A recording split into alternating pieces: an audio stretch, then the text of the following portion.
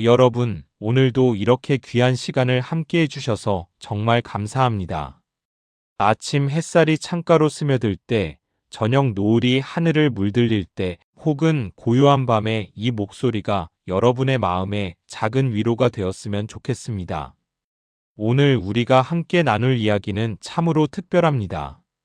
예수님께서 예루살렘으로 향하시는 그 마지막 여정 중에 있었던 일들이거든요. 그런데 말이죠. 이 길 위에서 예수님은 우리가 평생 고민하는 문제들을 다루셨어요. 결혼과 이혼, 재산과 구원, 권력과 섬김, 그리고 믿음과 치유까지. 마치 우리 인생의 모든 질문이 이 한 장에 담긴 것 같지 않습니까? 특히 오늘 이야기 속에는 세 사람이 등장합니다. 한 사람은 무엇이든 가진 부자 청년이었고, 또 한 사람은 아무것도 볼 수 없었던 거지 바르티메오였죠. 그런데 놀랍게도 모든 것을 가진 사람은 슬픔 속에 떠나갔고, 아무것도 없던 사람은 환한 빛 속에서 예수님을 따라갔습니다. 도대체 그들 사이에 무슨 차이가 있었을까요? 자, 그럼 이제 함께 그 현장으로 가보실까요? 2000년 전 갈릴리의 따사로운 햇살 아래 먼지 날리는 길 위에서 일어났던 그 놀라운 이야기 속으로 말입니다. 예수님과 제자들이 유대 지방과 요단강 건너편으로 가시는데 사람들이 또다시 모여들었습니다. 늘 그러셨던 것처럼 예수님은 그들을 가르치셨어요. 그런데 이때 바리새인들이 다가왔습니다. 그들의 눈빛에는 뭔가 음흉한 기운이 감돌았죠. 선생님, 남편이 아내를 버리는 것이 옳습니까? 이 질문은 단순한 호기심이 아니었습니다. 함정이었어요. 당시 유대 사회에서는 이혼 문제가 뜨거운 논쟁거리였거든요. 어떤 랍비들은 아주 사소한 이유로도 이혼할 수 있다고 가르쳤고, 또 어떤 랍비들은 매우 엄격했습니다. 바리새인들은 예수님이 어느 쪽을 택하시든 논란에 휘말리게 하려는 속셈이었죠. 그런데 예수님의 대답은 참으로 지혜로웠습니다. 모세가 너희에게 무엇을 명했느냐? 질문으로 질문에 답하신 거예요. 바리새인들이 대답했습니다. 모세는 이혼 증서를 써주고 버리는 것을 허락했습니다. 예수님께서 말씀하셨습니다.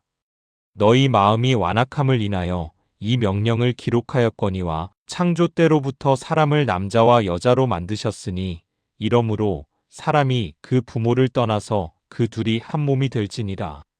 이러한즉 이제 둘이 아니요 한 몸이니 그러므로 하나님이 짝지어 주신 것을 사람이 나누지 못할지니라. 여러분, 이 말씀을 들으면서 가슴이 뭉클해지지 않으십니까? 예수님은 법조문이 아니라 하나님의 원래 뜻으로 돌아가셨어요. 결혼은 단순한 계약이 아니라 하나님께서 짝지어 주신 거룩한 연합이라는 것이죠. 우리가 살아온 세월을 돌아보면 부부가 한 몸이 된다는 것이 얼마나 깊은 의미인지 알 수 있습니다. 기쁨도 슬픔도 건강도 질병도 함께 나누며 살아온 그 세월 말입니다. 집에 돌아와서 제자들이 다시 이 일을 물었습니다. 예수님은 더욱 명확하게 말씀하셨어요. 누구든지 그 아내를 버리고 다른 데 장가드는 자는 본처에게 간음을 행함이요 또 아내가 남편을 버리고 다른 데로 시집가면 간음을 행함이니라. 이 말씀이 왜 중요할까요? 당시 사회에서는 남자들만 이혼할 권리가 있었거든요. 여자는 그저 버림받을 뿐이었죠. 그런데 예수님은 남자와 여자를 동등하게 말씀하셨습니다. 결혼의 신성함 앞에서는 남녀가 평등하다는 것이죠. 참으로 혁명적인 가르침이 아닙니까? 그때였습니다. 사람들이 어린아이들을 예수님께 데리고 왔어요. 손을 얹어 축복해달라는 것이었죠. 그런데 제자들이 꾸짖었습니다. 선생님은 지금 중요한 일로 바쁘시단 말이야. 애들 데리고 왜 이래? 여러분, 이 장면을 상상해 보세요. 먼지투성이의 작은 아이들이 예수님께 다가가려는데 떡 버티고 선 어른들이 막아서는 거예요. 아마 엄마들은 얼마나 속상했겠습니까? 우리 아이만 한번 축복받으면 안 되나요? 하는 마음이었을 텐데 말입니다. 그런데 예수님께서 보시고 분이 여기셨습니다. 분이 여기셨다는 표현이 성경에 나올 만큼 예수님은 정말 화가 나셨던 거예요. 그리고 말씀하셨습니다. 어린아이들이 내게 오는 것을 용납하고 금하지 말라. 하나님의 나라가 이런 자의 것이니라. 내가 진실로 너희에게 이르노니 누구든지 하나님의 나라를 어린아이와 같이 받들지 않는 자는 결단코 거기 들어가지 못하리라. 그러시고는 아이들을 안으시고 그들 위에 손을 얹으사 축복하셨습니다. 여러분, 이 장면이 눈에 선하지 않으십니까? 예수님의 품에 안긴 아이들의 환한 웃음소리가 들리는 것 같지 않나요? 예수님의 따뜻한 손길이 아이들의 머리를 쓰다듬으시는 모습이 보이는 것 같지 않습니까? 예수님은 왜 어린아이를 그토록 강조하셨을까요? 어린아이는 순수합니다. 계산이 없어요. 이게 나한테 무슨 이득이 되지? 하고 따지지 않습니다. 엄마 아빠가 주는 대로 받고 사랑해 주는 대로 사랑을 받아들이죠. 바로 그런 마음으로 하나님을 믿어야 한다는 거예요. 복잡한 신학 지식이나 대단한 공로가 아니라 단순하고 순수한 믿음 말입니다. 우리가 나이를 먹으면서 잃어버린 것이 바로 이것이 아닐까요? 어린아이 같은 순수함, 의심 없는 신뢰, 거짓 없는 사랑. 예수님은 우리에게 다시 그 마음을 회복하라고 하시는 겁니다. 예수님이 길을 떠나시는데 한 사람이 달려와서 무릎을 꿇었습니다. 그리고 물었어요. 선한 선생님이여, 내가 무엇을 하여야 영생을 얻으리이까? 이 사람은 굉장히 열심이었습니다. 달려왔다는 표현을 보세요. 숨이 찰 정도로 급하게 예수님께 왔다는 뜻이에요. 그것도 무릎까지 꿇었습니다. 정말 간절했던 거죠. 영생을 얻고 싶다는 그 마음이 얼마나 진지했는지 알 수 있습니다. 예수님께서 말씀하셨습니다. 내가 어찌하여 나를 선하다 일컫느냐? 하나님 한 분 외에는 선한 이가 없느니라. 이 말씀은 예수님이 자신이 선하지 않다는 뜻이 아닙니다. 오히려 내가 나를 선하다고 부르는데 그럼 나를 누구로 여기느냐? 는 질문이에요. 예수님이 바로 하나님이시라는 것을 간접적으로 알려주시는 거죠. 그리고 이어서 말씀하셨습니다. 내가 계명을 안 하니 살인하지 말라, 간음하지 말라, 도둑질하지 말라, 거짓 증언하지 말라, 속여 빼앗지 말라, 내 부모를 공경하라 하였느니라. 그러자 그 사람이 대답했습니다. 선생님이여, 이것은 내가 어려서부터 다 지켰나이다. 여러분, 이 얼마나 모범적인 사람입니까? 십계명을 어려서부터 다 지켜왔다는 거예요. 살인도 안 하고, 간음도 안 하고, 도둑질도 안 하고, 거짓말도 안 하고, 부모님도 잘 공경했다는 겁니다. 정말 흠잡을 데 없는 삶이죠. 그런데 예수님께서 그를 보시고 사랑하사 말씀하셨습니다. 내게 아직도 한 가지 부족한 것이 있으니 가서 내게 있는 것을 다 팔아 가난한 자들에게 주라. 그리하면 하늘에서 보화가 내게 있으리라. 그리고 와서 나를 따르라. 사랑하사라는 표현이 눈에 들어오시죠? 예수님은 이 사람을 진심으로 사랑하셨어요. 그래서 그의 근본적인 문제를 짚어주신 겁니다. 계명은 다 지켰지만 그의 마음을 사로잡고 있는 것이 하나 있었거든요. 바로 재물이었습니다. 그 사람은 이 말씀을 듣고 슬픈 기색을 띠고 근심하며 가버렸습니다. 재물이 많았기 때문이죠. 여러분, 이 장면이 얼마나 가슴 아픕니까? 영생을 얻고 싶어서 그렇게 열심히 달려왔던 사람이 예수님께서 사랑으로 진단해 주신 문제를 받아들이지 못하고 슬픈 얼굴로 돌아가는 거예요. 그가 가진 많은 재물이 오히려 그를 묶어버린 겁니다. 우리는 여기서 중요한 진리를 발견합니다. 도덕적으로 흠없는 삶을 산다고 해서 천국에 들어가는 게 아니라는 거예요. 진짜 문제는 우리 마음 깊은 곳에 하나님보다 더 사랑하는 것이 있느냐 없느냐 하는 것입니다. 그 청년에게는 그것이 재물이었던 거죠. 예수님께서 돌이키사 제자들을 보시며 말씀하셨습니다. 재물이 있는 자는 하나님의 나라에 들어가기가 심히 어렵도다. 제자들이 놀랐습니다. 당시 유대인들은 재물이 많은 것을 하나님의 축복으로 여겼거든요. 그런데 그 축복받은 사람이 천국 가기 어렵다니 이게 무슨 말씀인가 싶었던 거죠. 예수님께서 다시 말씀하셨습니다. 얘들아, 하나님의 나라에 들어가기가 어떻게 어려운지. 낙타가 바늘기로 나가는 것이 부자가 하나님의 나라에 들어가는 것보다 쉬우니라. 낙타가 바늘기로 나가는 것, 여러분 상상이 되십니까? 사막에서 가장 큰 동물인 낙타가 작디 작은 바늘구멍을 통과한다는 건 불가능하죠. 예수님은 그 정도로 어렵다고 말씀하신 겁니다.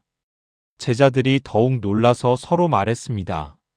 그러면 누가 구원을 얻을 수 있는가? 예수님께서 그들을 보시며 말씀하셨습니다. 사람으로는 할 수 없으되 하나님으로는 그렇지 아니하니 하나님으로서는 다 하실 수 있느니라. 아, 여기에 복음의 핵심이 있습니다. 우리 스스로는 구원받을 수 없어요. 아무리 계명을 잘 지켜도 아무리 도덕적으로 살아도 우리 힘으로는 천국에 들어갈 수 없습니다. 하지만 하나님의 은혜로는 가능하다는 거예요. 불가능한 일을 가능하게 만드시는 분이 바로 하나님이십니다. 이때 베드로가 여쭈었습니다. 보소서, 우리가 모든 것을 버리고 주를 따랐나이다. 베드로의 말투에서 뭔가 기대하는 마음이 느껴지지 않으십니까? 우리는 그 부자 청년과 다르잖아요. 우리는 정말 다 버리고 따라왔는걸요? 하는 마음 말입니다. 예수님께서 말씀하셨습니다. 내가 진실로 너희에게 이르노니 나와 복음을 위하여 집이나 형제나 자매나 어머니나 아버지나 자식이나 전토를 벌인 자는 현세에 있어 집과 형제와 자매와 어머니와 자식과 전토를 100배나 받되 박해를 겸하여 받고 내세에 영생을 받지 못할 자가 없느니라. 무슨 뜻일까요? 예수님을 위해 희생한 것이 결코 손해가 아니라는 거예요. 지금 이 땅에서도 하나님께서 풍성하게 갚아주시고 나중에는 영생까지 주신다는 약속입니다. 다만 한 가지, 박해를 겸하여라는 단서가 붙어 있죠. 예수님을 따르는 길은 편한 길이 아닙니다. 때로는 고난과 박해가 따라올 수 있어요. 하지만 그 끝에는 영광스러운 상급이 기다리고 있습니다. 그리고 예수님께서 한마디 덧붙이셨습니다. 그러나 먼저 된 자로서 나중되고 나중된 자로서 먼저 될 자가 많으니라. 세상의 기준과 하나님의 기준은 다르다는 말씀이에요. 세상에서 높은 사람이 하나님 나라에서도 높은 게 아니고 세상에서 낮은 사람이 하나님 나라에서 높을 수도 있다는 거죠. 참으로 놀라운 역설이 아닙니까? 이제 예수님과 제자들은 예루살렘으로 올라가는 길에 있었습니다. 예수님께서 앞서 가시는데 제자들은 놀라고 따르는 자들은 두려워했어요. 뭔가 심상치 않은 분위기가 감돌았던 거죠. 예수님의 표정이나 걸음걸이에서 비장한 각오가 느껴졌을 겁니다.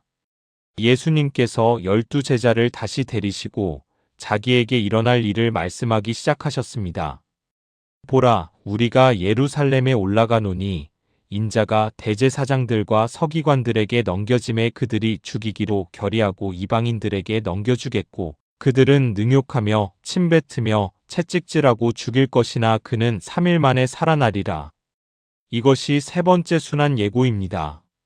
예수님은 제자들에게 무슨 일이 일어날지 정확하게 말씀해 주셨어요.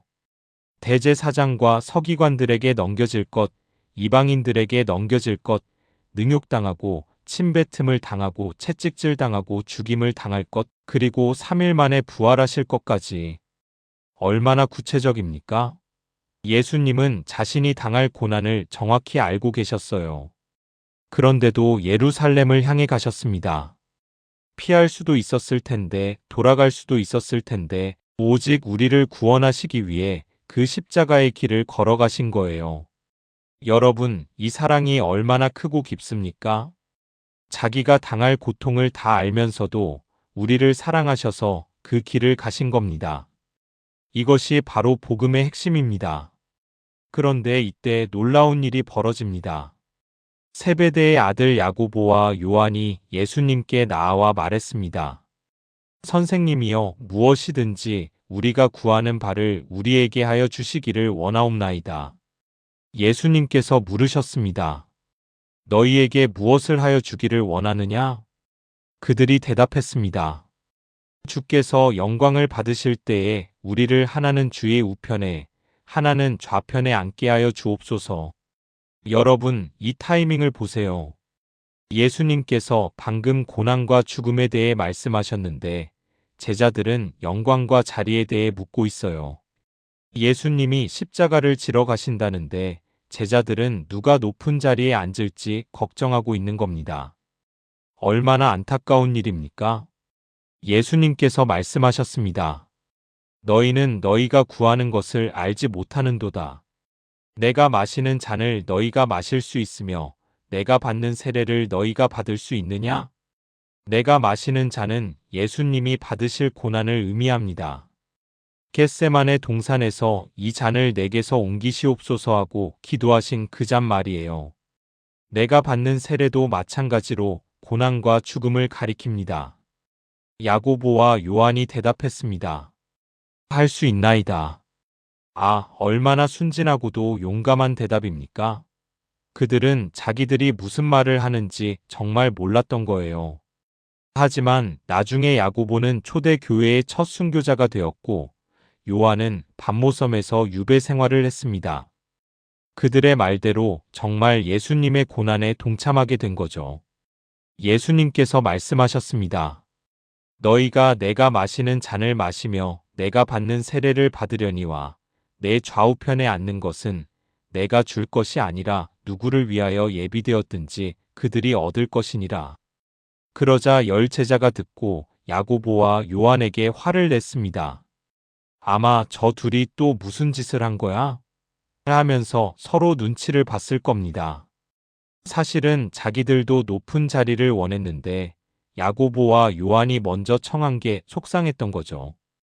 예수님께서 그들을 불러 말씀하셨습니다.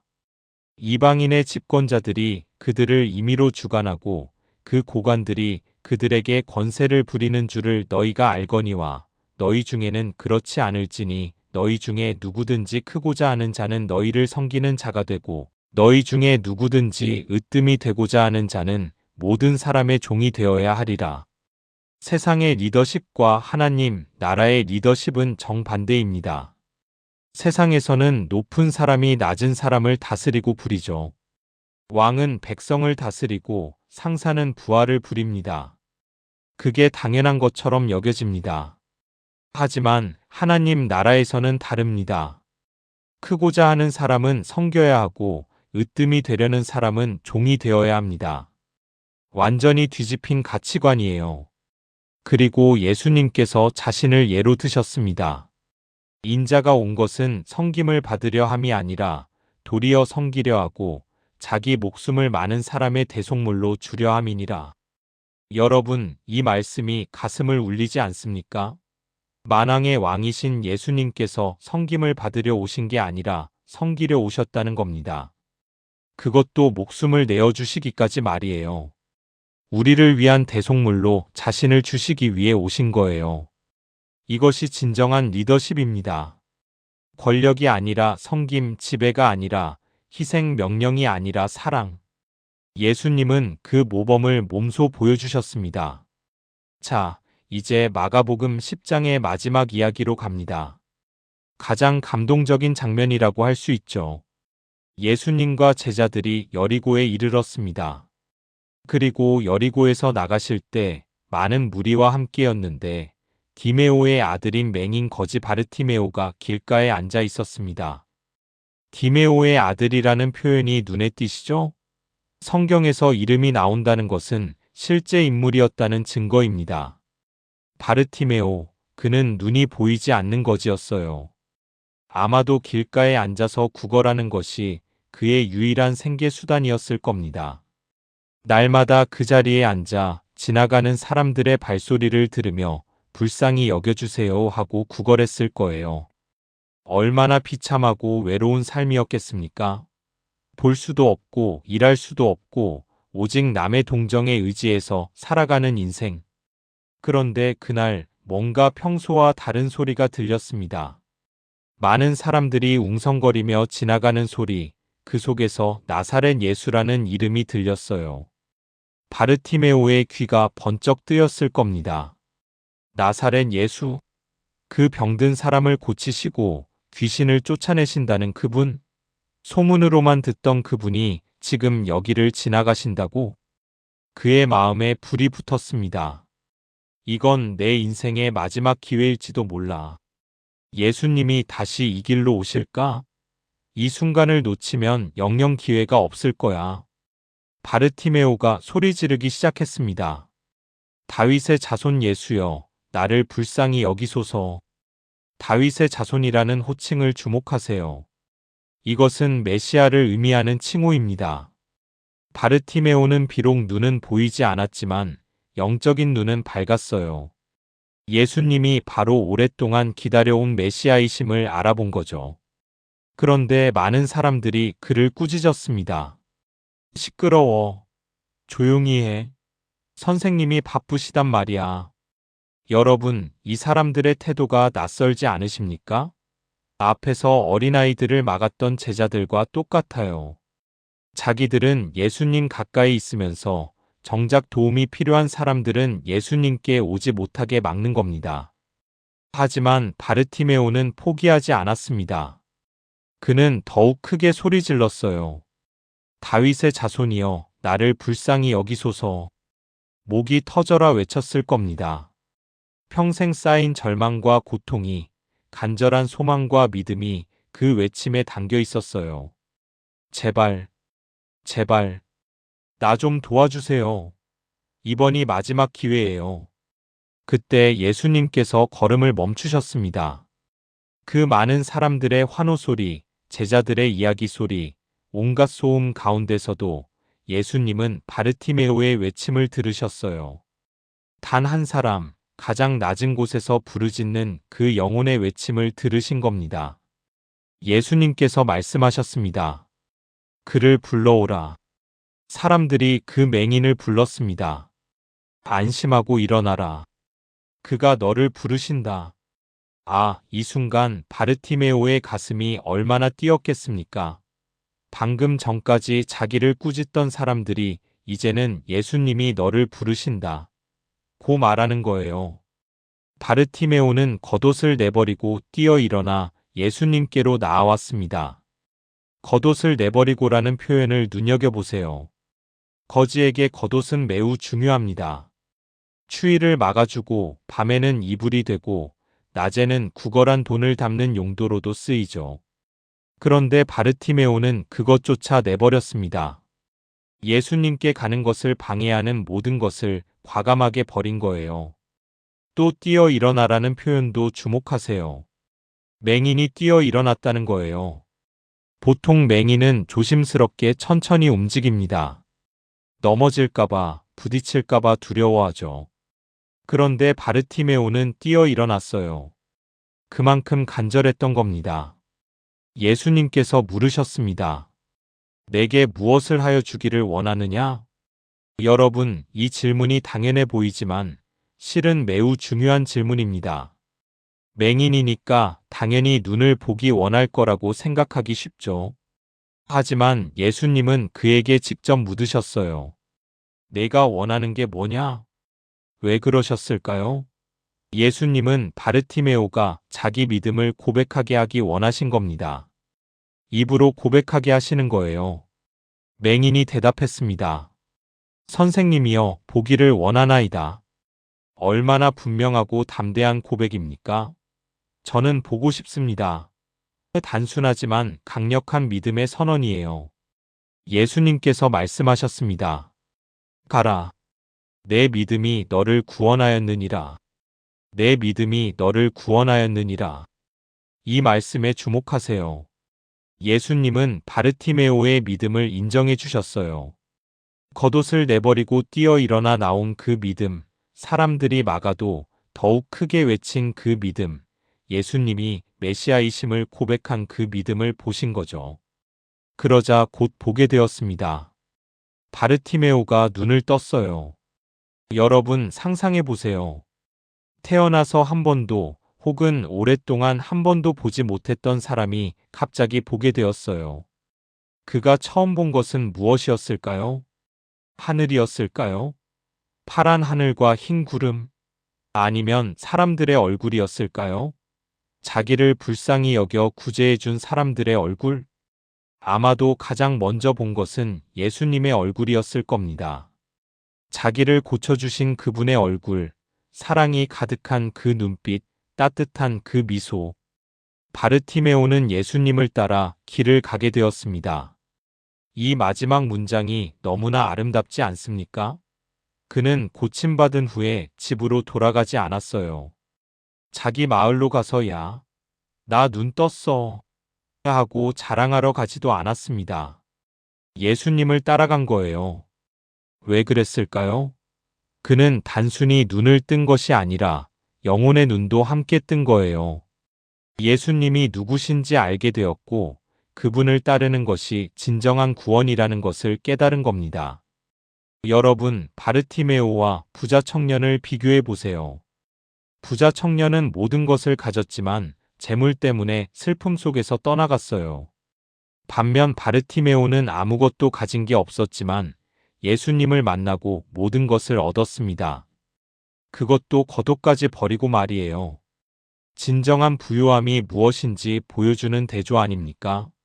하나님께서 원하시는 것은 우리의 재산이 아니라 우리의 마음입니다. 전부를 드리는 그 믿음입니다. 그리고 바르티메오는 사람들이 막아도 포기하지 않았어요. 더욱 크게 외쳤습니다. 부끄러움도 체면도 다 내버렸어요. 오직 예수님께 나아가는 것만이 중요했죠. 우리도 이런 믿음이 필요하지 않을까요? 주변 사람들이 뭐라 하든 상황이 어떻든 오직 예수님만 바라보고 나아가는 믿음 말입니다. 또한 바르티메오는 예수님이 자기를 부르신다는 소식을 듣자마자 겉옷을 버리고 뛰어갔어요. 조금의 망설임도 없었습니다. 예수님의 부르심에 즉각 반응한 거죠. 우리는 어떻습니까? 예수님이 부르실 때 잠깐만요. 이것만 하고요 하고 미루지는 않나요? 나중에요. 지금은 바빠서요 하고 미적거리지는 않나요? 바르티메오의 믿음에서 우리가 배워야 할 것이 참으로 많습니다. 사랑하는 여러분, 오늘 우리가 함께 나눈 마가복음 10장에는 인생의 모든 질문과 답이 들어 있습니다. 결혼과 이혼의 문제에서 우리는 하나님의 원래 뜻이 무엇인지 배웠어요. 하나님께서 짝지어 주신 거룩한 연합이라는 것, 그것을 소중히 여겨야 한다는 것을 말이에요. 어린아이를 축복하시는 예수님에게서 우리는 순수한 믿음의 중요성을 배웠습니다. 계산하지 않고 의심하지 않고 단순하게 하나님을 신뢰하는 그 마음 말이에요. 부자 청년의 이야기에서 우리는 재물이 우상이 될 수 있다는 경고를 들었어요. 하나님보다 더 사랑하는 것이 있다면 그것이 무엇이든 우리를 구원에서 멀어지게 만든다는 것을 배웠습니다. 야고보와 요한의 요청에서 우리는 진정한 리더십이 무엇인지 배웠어요. 성김과 희생, 그것이 하나님 나라의 위대함이라는 것을 말이에요. 그리고 마지막으로 바르티메오의 이야기에서 우리는 참된 믿음이 무엇인지 보았습니다. 포기하지 않는 간절함, 모든 것을 버리는 과감함, 그리고 예수님을 따르는 헌신. 여러분, 오늘 이 시간을 통해서 우리 모두 한 가지씩 마음에 새기면 좋겠습니다. 혹시 지금 무엇인가가 하나님과 나 사이를 가로막고 있지는 않은가요? 부자 청년처럼 놓지 못하는 것이 있지는 않은가요? 그렇다면 용기를 내어 그것을 내려놓으시기 바랍니다. 바르티메오가 겉옷을 버린 것처럼 말이에요.